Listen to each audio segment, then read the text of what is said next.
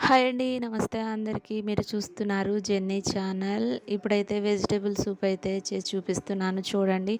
సింపుల్‌గా ఇలా ఇంట్లోనే చేసుకుంటే టేస్ట్ అయితే చాలా బావుంటది. ఇందుకు కావాల్సినవైతే ఒక క్యారెట్, అలాగే కొన్ని బీన్స్, అలాగే ఒక క్యాప్సికమ్, ఒక ఆనియన్ అయితే తీసుకొని కట్ చేసుకున్నానండి చూడండి.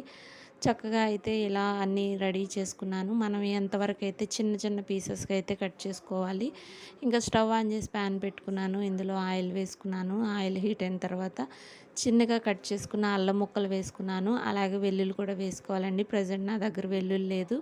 ఇంకా అలాగే ఆనియన్ కూడా వేసి కొంచెం ఫ్రై అయిన తర్వాత క్యారెట్టు, క్యాప్సికమ్, బీన్స్ అన్నీ అయితే ఒకదాని తర్వాత వేసుకుని అయితే ఇవి ఒక 5 నిమిషాలు అలా హై ఫ్లేమ్లో అయితే ఒకసారి తిప్పుకుంటా అయితే ఫ్రై చేసుకోవాలండి. ఇలా చూసేయండి, అన్నీ వేసేసాను కదా. ఇప్పుడైతే ఇవన్నీ ఒక 5 నిమిషాలు కుక్ చేసుకున్న తర్వాత మూత పెట్టి సిమ్లో ఒక 10 మినిట్స్ కుక్ చేసుకుందామండి. మాడకుండా చక్కగా ఫ్రై అవ్వాలన్నమాట.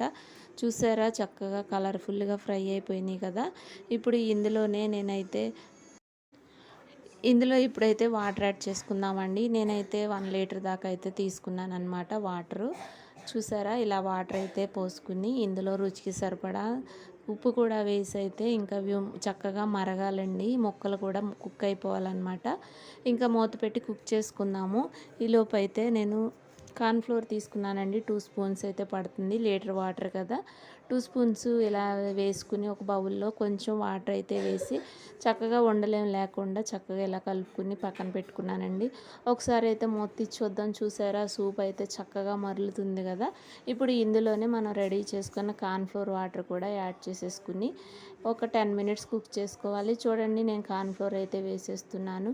ఇది వేసి ఒక 10 మినిట్స్ అలా కుక్ చేసుకుంటే సరిపోతుందండి. టేస్టీ యమ్మీ సూప్ అయితే రెడీ అయిపోతుంది.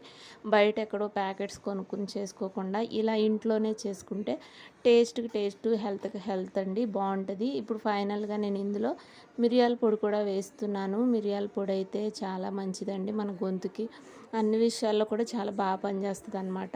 ప్రజెంట్ మా పాపకి హెల్త్ బాగాలేదు. అందువల్ల అయితే నేను ఇలా చేశానన్నమాట మిరియాలు వేసి. ఇంతేనండి, చూసారా, సూప్ అయితే చక్కగా రెడీ అయిపోయింది.